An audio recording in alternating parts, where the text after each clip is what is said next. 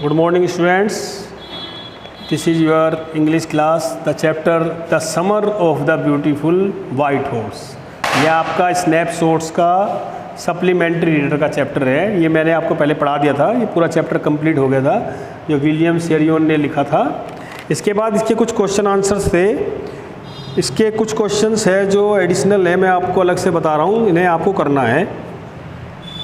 देखिए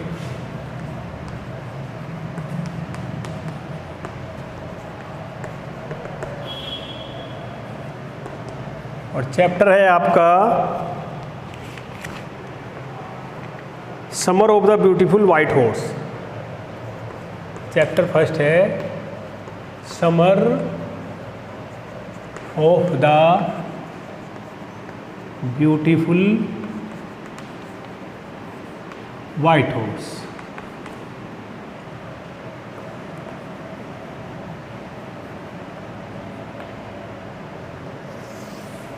यह आपका सप्लीमेंट्री रीडर का फर्स्ट चैप्टर है, summer of the beautiful white house. ठीक है, अब देखिए इसके क्वेश्चन आंसर्स मैं आपको बता रहा हूं, यह आपको अपने नोटबुक में करने हैं। Question number first,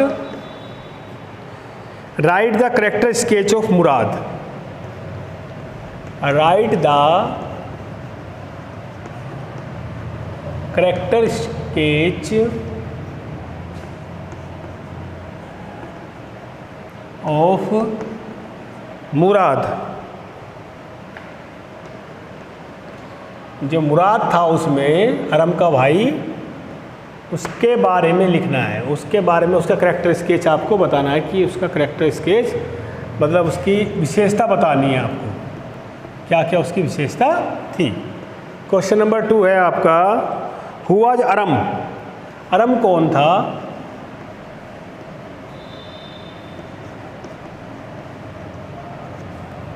who was Aram, why did he want to ride the horse. Why did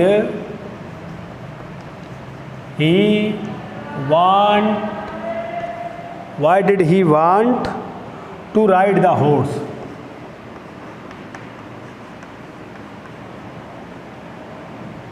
horse, वह घोड़े की सवारी क्यों करना चाहता था। अरम कौन था और वो घोड़े की सवारी क्यों करना चाहता था। इसके बाद देखिए क्वेश्चन नंबर 3 है आपका, अंकल खोसरो के बारे में लिखना है। Write a short note. Write a short note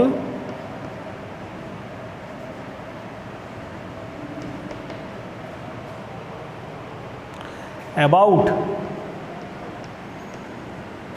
uncle Khosrove. जो सनकीसा था ना वो उसके बारे में बताना है, खोसरो के बारे में। एक छोटा सा नोट्स लिखना है अंकल खोसरो के बारे में। क्वेश्चन नंबर 4 है मुराद ने घोड़ा क्यों चुराया। Why did Morad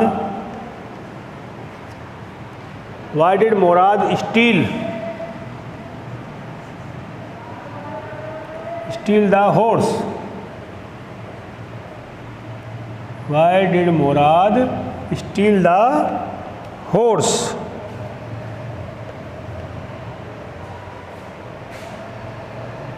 question number 5 है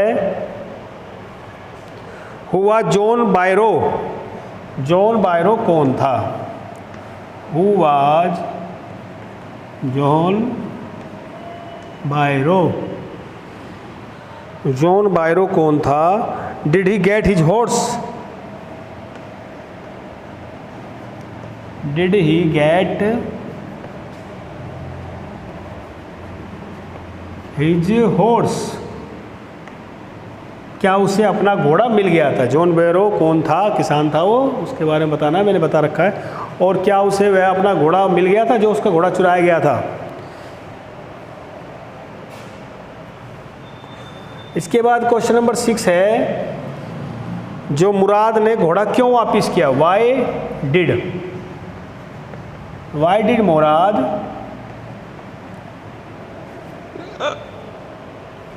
return horse? Sorry. Why did Murad return horse to farmer John Bravo?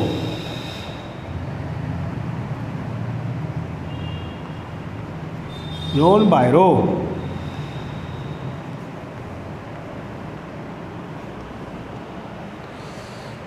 ये क्वेश्चंस है आपको जो ये आपको करने हैं, ये आपको इसमें जो है 6 क्वेश्चंस है जो आपको इसी बुक में से लिखवाए गए हैं, इन्हें आपको बुक में से ढूंढना है और इन्हें अपनी कॉपी में करना है। इसके बाद देखिए, इसके बाद नेक्स्ट चैप्टर चलता है एड्रेस। मार्गा माइनको ने ये लिखा था, ये मैं आपको पढ़ाने जा रहा हूँ।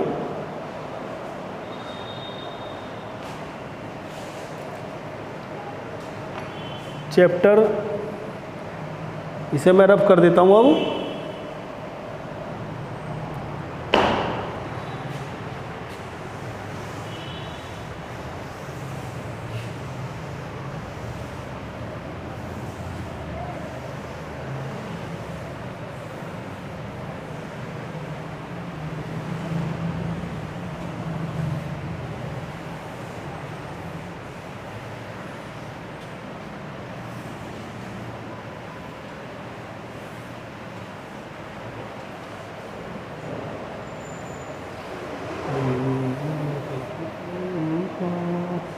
एड्रेस चैप्टर 2, ये सप्लीमेंट्री रीडर का आपका चैप्टर 2 है एड्रेस।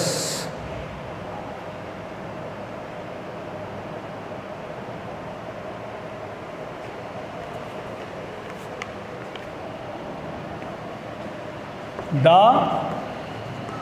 एड्रेस।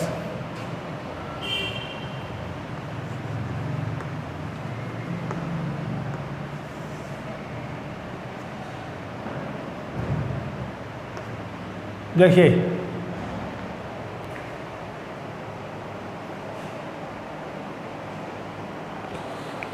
ये स्टोरी मार्गा मैनको के द्वारा लिखी गई है। इसमें जैसे कि एड्रेस से ही पता लग रहा है, एड्रेस मीन्स होता है पता, किसी घर का पता। इसमें एक लड़की है जो युद्ध का समय था, जब युद्ध हुआ था, युद्ध के समय जब वो छोटी थी, उस समय उसकी माँ ने जो घर का सामान था, यानी जिस देश में वो रहती थी पहले, उस देश में जहाँ वो रहते थे, वो अपने आप को अनसेफ महसूस कर रहे थे और उन्हें वहाँ से निकलना था। जब उन्हें वहाँ से जाना था तो जो उनका कीमती सामान था, वो सामान उन्हें कहीं ना कहीं रखना था, अपने साथ नहीं ले जा सकते थे इतना सामान। तो उसकी माँ ने वो सामान, जो घर में काम करने वाली महिला थी, कोई काम करती थी, उसको वो सामान धीरे धीरे दे दिया था उसने, ताकि वो सामान अपने पास रख ले। बाद में जब यहाँ देश में शांति हो जाएगी, शांति व्यवस्था कायम हो जाएगी, तो वो वापस आकर अपना सामान ले लेंगे और पहले की स्थिति में वो रहना स्टार्ट कर देंगे। लेकिन काफ़ी सालों बाद जब वो उसकी माँ तो एक्सपायर हो गई थी, लेखिका की जो बता रही कहानी, फिर वो काफ़ी सालों बाद उसे लगा कि मुझे अपना जो सामान हमारा रह गया था, वो सामान, वो उसी घर में वापस गई, वहीं जाना चाहती थी और देखना चाहती थी कि जो उसका सामान है, जिसको सामान दिया गया था, वो सामान वो वापस लेने के लिए वो लड़की दूसरे जगह से वहाँ पर आई थी।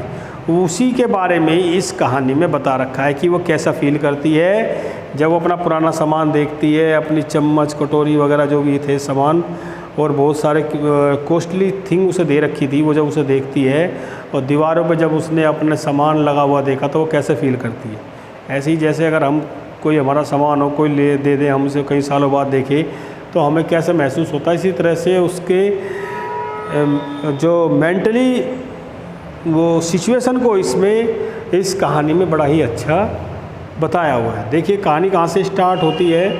वो लड़की जो है उनके घर पहुँच जाती है। लेखिका जो है, जो इसकी कहानी की लेखिका है, राइटर है, जो वो बता रही है कि वो जब उसके घर पहुंचती है तो यहाँ से कहानी स्टार्ट होती है। Do you still now me, क्या तुम मुझे अब भी जानती हो? आई आस्क्ड, मैंने पूछा। वो मैन लुक्ड एट मी सर्चिंगली, महिला ने मेरी ओर बड़े ही खोज वाली दृष्टि से देखा। सर्चिंगली मीन्स होता है जैसे हम कोई खोज रहे हो ना कुछ चीज़, जब हमारे सामने कोई स्ट्रेंज पर्सन आ जाए और हमसे को पूछे डू यू नो मी, क्या तुम मुझे जानते हो, तो अगर हम उसे जानते तो कहते हैं yes of course I know you. लेकिन अगर हम उसे नहीं जानते तो हम बड़े ही दुविधा वाली स्थिति कह रहे नहीं मैं तो नहीं जानती, इस तरह से। तो उसने भी, औरत ने उसे सर्चिंग वाली नज़र से देखा।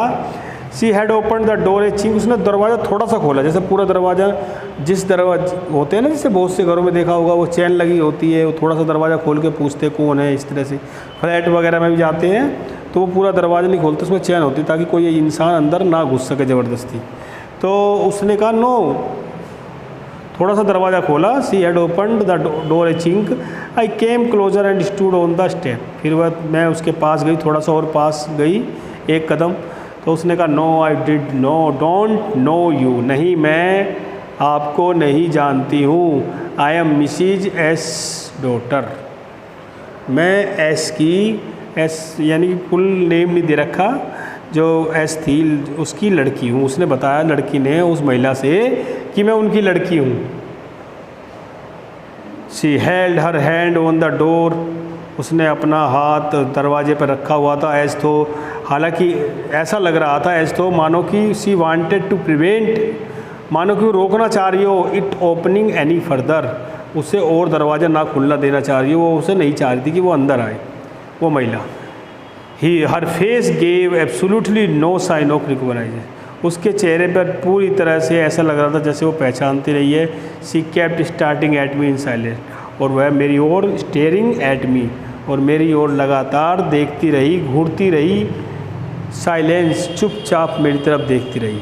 परहैप्स, मुझे लगा शायद आई वॉज मिस्टेकन, मुझे लगा शायद मैं गलती से इस घर में आ गई हूँ। आई थॉट, मैंने सोचा, perhaps it is not her, शायद वह नहीं है जिसकी तलाश में मैं यहाँ आई हूँ, शायद मुझे लगता है कि वो ये महिला नहीं है। I had seen her only once, क्योंकि मैंने उसे केवल एक बार देखा था, flittingly, and what was years ago, बहुत साल पहले की बात है ये तो, जब मैंने उसे देखा था। It was most probable that I had रंग द रॉन्ग बेल, मुझे लगा कि कहीं ऐसा तो नहीं है मैंने गलती से किसी और दरवाजे की बैल तो नहीं बजा दी, wrong bell.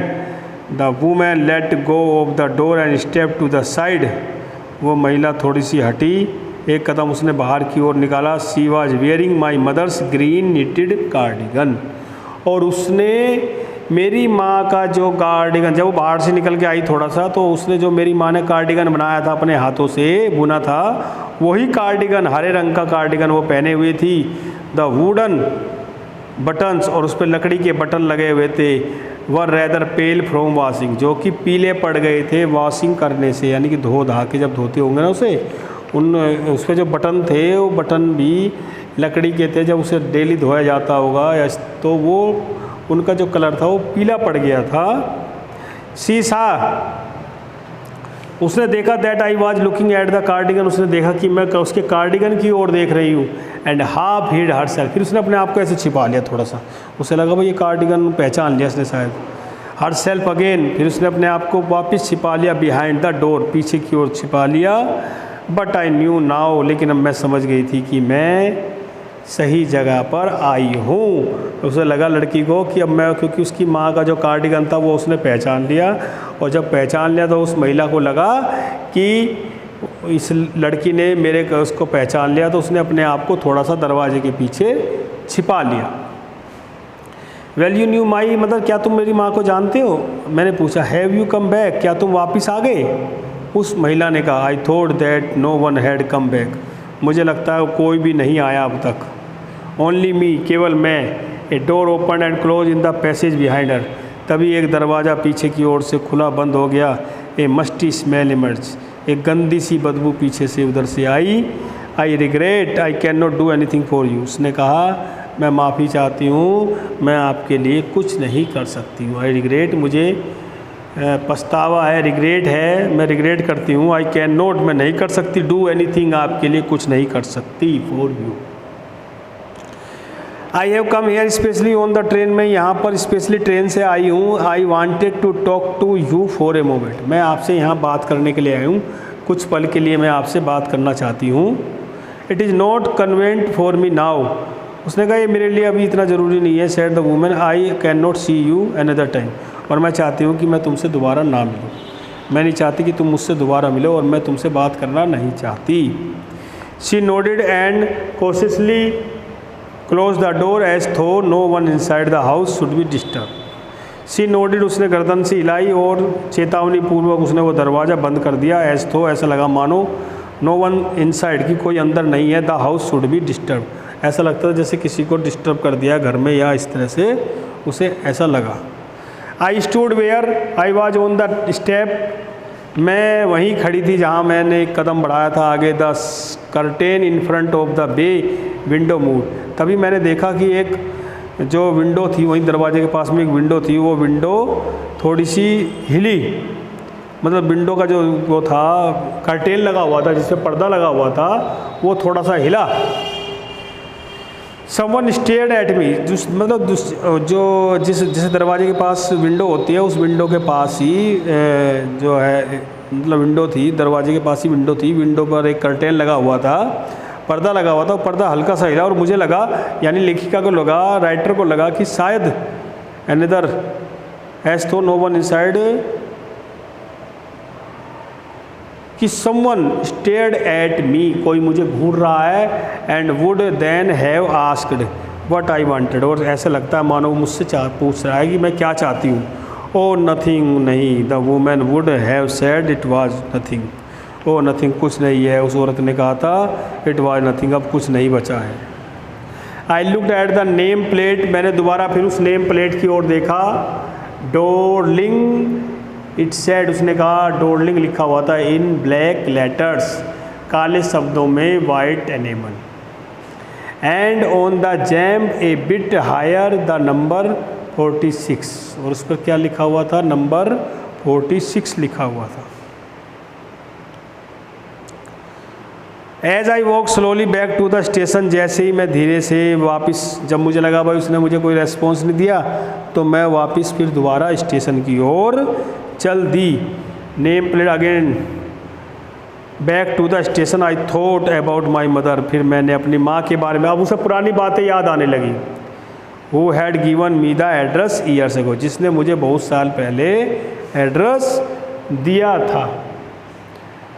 Who had given me the address years ago, कुछ साल पहले। It had been in the first half of the war, ये कब की बात है, जब आधा युद्ध चल रहा था। देखिए उस समय की बात है, जब उस समय युद्ध चल रहा था, उस समय की वो बात बता रही है कि उस समय युद्ध चल रहा था। I was,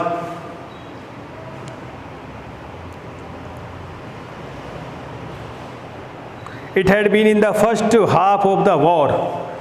I was home for a few days, मैं घर में कुछ दिनों से थी। And stuck me immediately that something or other about the rooms had change, तभी मुझे लगा अचानक कि कमरे में कुछ बदलाव होने लगे हैं। आई मिस्ड वेरियस थिंग्स, और मैंने बहुत सारी चीज़ें जो थी उसे देखा कि वो चीज़ें धीरे धीरे वहाँ से कम हो रही थी, यानी कि जो कमरे में पहले चीज़ें थी, जो वस्तुएं थी, वो धीरे धीरे वहाँ से चेंज होनी शुरू हो गई।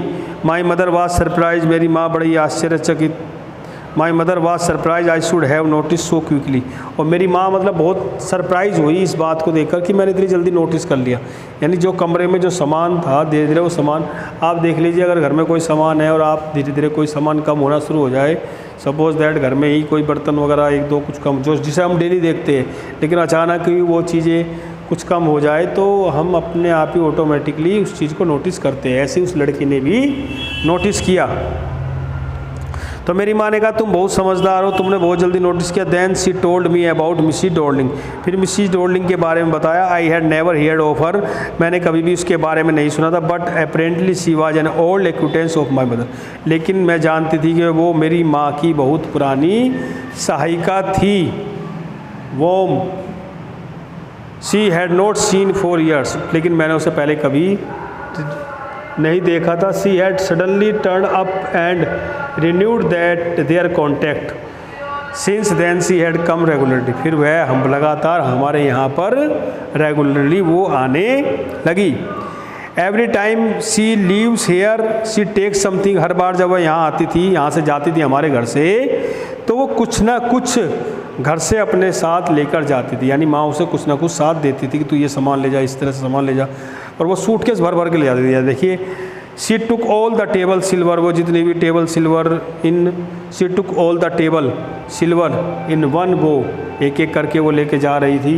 And then the antique plates, और वो बहुत शानदार प्लेटें थी वो लेकर चली गई। दैट हंग देयर, जो वहाँ लटकी हुई थी, जो उसने वहाँ देखी होगी।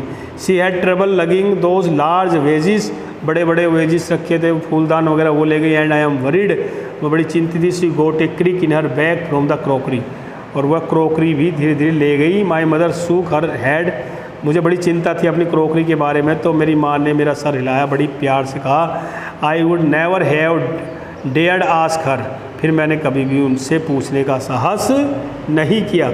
She suggested it to me herself, उसने मुझसे सुझाव दिया। सी इवन स्टेड की वह कभी जिद ना करे। She wanted to save all my nice thing, क्योंकि वो चाहती थी कि वो सारी चीज़ें बचाना चाहती थी। युद्ध का समय था, वो शायद वहाँ से जाना चाह रहे थे कि वो लग रहा था कि अभी ये युद्ध में ये सब चीज़ें तबाह हो जाएगी, तो इसलिए वो सब चीज़ें वहाँ छोड़ के बचाना चाहती थी, ताकि दोबारा जब शांति हो जाए युद्ध देश में, वो आकर अपनी वो चीज़ें ले लेंगे। इसलिए वो मिसी डॉर्लिंग को डेली दे रही थी वो चीज़ें। She wanted to save all my nice thing, वो सारी मेरी प्यारी चीज़ें बचाना चाहती थी। If we have to leave here we shall loss everything, if we have to leave here, अगर हम ये सारी चीज़ें यहीं छोड़ देंगे तो वी शैल लॉस एवरीथिंग, तो हम सारी जितने भी हमारे पास जो कुछ भी सामान है, चीज़ें हैं, वो सब हम खो देंगे, एवरीथिंग खो देंगे, यहाँ कुछ हमारे पास नहीं रहेगा।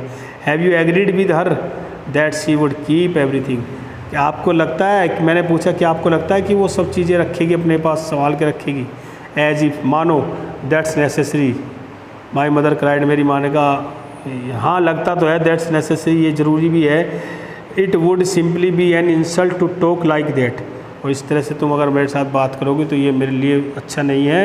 And think about the risk she is running each time she goes out of door with a full suitcase, और फिर मैंने देखा कि वो हर बार जब भी हमारे यहाँ से घर से जाती थी सूटकेस भर कर ले जाती थी, सूटकेस भर भर के ले जाती थी सामान। My mother seem to notice that I was entirely convince, अब मेरी माँ ऐसा लगता था कि अब मैं पूरी तरह से विश्वस्त हो चुकी हूँ। She looked at me reprovingly and after that we spoke no more, अब उसे लगने लगा कि अब मैं लड़की, अब मैं कुछ विरोध नहीं करूँगी, तो इसके बाद फिर हमने उस बारे में कोई बात नहीं करी। Mean while I had arrived at the station, अब मैं लगभग स्टेशन पर पहुंचने वाला। देखो कहानी फिर दोबारा वहीं से स्टार्ट हो गई। वो वापस आ रही थी ना, जब उस घर से वापस आ रही थी, उस लड़की के यहाँ से, उस औरत के यहाँ से मिलके जब वो आ रही थी, तो रास्ते में ये बातें सोच रही थी।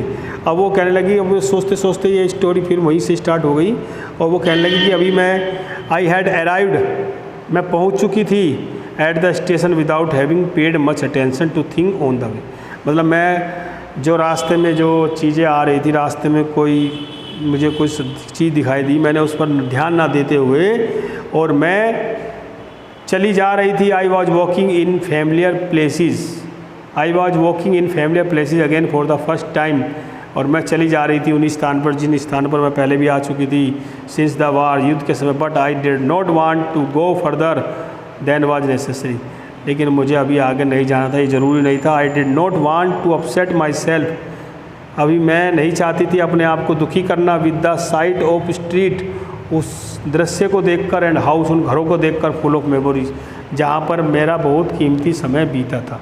देखिए, जब आप किसी पुरानी जगह जाते हैं, बहुत सालों बाद जब जाते हैं, जब हम वहाँ वापस जाते हैं, तो हम वहाँ पर बहुत पुरानी चीज़ें हमें याद आती हैं।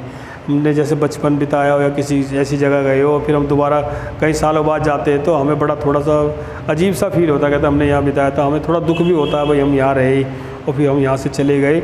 इस तरह से उसके मन में भी आ रहा था, वो स्टेशन पे वापस जा रही थी, तो वो उन चीज़ों को नहीं देखना चाह रही थी जो रास्ते में पड़ी, क्योंकि वो उन्हें चीज़ों को देखती तो उसके मन में फिर वही पुरानी यादें आती, वही सब कुछ पुराना आता, और वो फिर जहाँ पे उसने अपना समय बिताया था।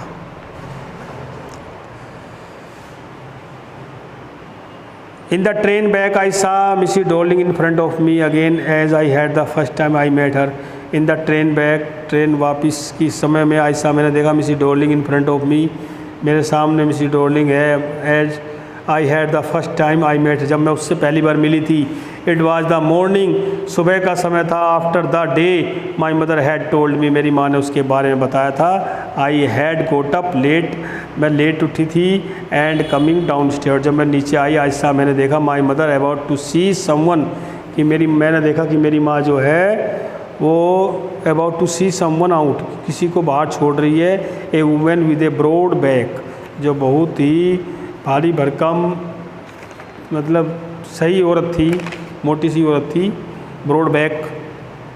देयर इज़ माई डॉटर, उस सैड माई मदर, मेरी माँ ने फिर उससे मिलाया था। सी बेकन टू मी, उसने मुझसे मेरी माँ ने मुझे कहा था कि देखो ये मेरी डॉटर है। द वुमेन नोडेड, औरत ने अपना सिर हिलाया। And pick up the suitcase, उसने अपना सूटकेस उठाया। अंडर द कोट रैक, जो रैक थी वहाँ। सी वोर ए ब्राउन कोट, उसने एक ब्राउन कोट पहना हुआ था। एंड ए शेपलेस हैट, और एक बिना शेपलेस यानी जिसकी कोई शेप नहीं थी, इस तरह की एक हैट पहनी हुई थी। Does she leave far away, I asked, मैंने पूछा क्या ये दूर रहती है। I asked seeing the difficulty, बड़ी मुश्किल से दिखाई दी है, मैंने तो बहुत दिनों बाद देखा ऐसे कौन है। She had going out of the house, उसने कहा ये घर से कोई दूर रहती है। With the heavy case in Markovnikov street, उसने बताया कि ये एक मार्कोनी स्ट्रीट है, गली है, वहाँ पर रहती है। सेड माई मदर, मेरी माँ ने मुझे बताया कि ये औरत नंबर 46, रिमेंबर दैट, ये उसी गली में रहती है जहाँ ये लेखिका अभी गई थी, है ना। ये देखिए चैप्टर 2 एड्रेस, और उसी के बारे में उसने बताया कि ये उसी गली में जहाँ पे वो पहुँची थी अभी, जिस एड्रेस पे वो पहुँची थी उसी एड्रेस को उसके याद था अभी तक। आई हैड रिमेंबर इट, मुझे यह याद हो गया। But I had waited a long time to go there, लेकिन मैं बहुत लंबे समय तक इंतजार करती हुए जाई। इसलिए after the liberation I was absolutely not interested in all that stored stuff, and naturally I was also rather afraid of it, मैं थोड़ी डरी हुई सहमी सी थी। Afraid of being confront with things that had belong to a connection that no longer exist, कि अब बहुत सारी चीज़ें जो अब नहीं रहने वाली थी। विच वर हिडन अवे इन कपबोर्ड्स, कुछ चीज़ें हमने कपबोर्ड्स के वहाँ छिपा दी, क्योंकि युद्ध का समय था। युद्ध के समय में उन्हें वो सब चीज़ें वहाँ से छोड़नी पड़ी थी। And boxes and waiting in vain until then they were put back in their place again, वापस दोबारा वहीं रखी गई वे चीज़ें। Which had endured all these years because they were things, और अभी वे बहुत पुराना साल हो, क्योंकि वे चीज़ें थी, वे वहाँ आज भी वहाँ पे रखी होगी। वो ये चीज़ें सोच रही है। धीरे धीरे सब कुछ सामान्य हो गया। देखो युद्ध होता है, युद्ध है, झगड़ा कुछ भी हो, कोई भी विपत्ति आ जाए, वो कुछ सालों बाद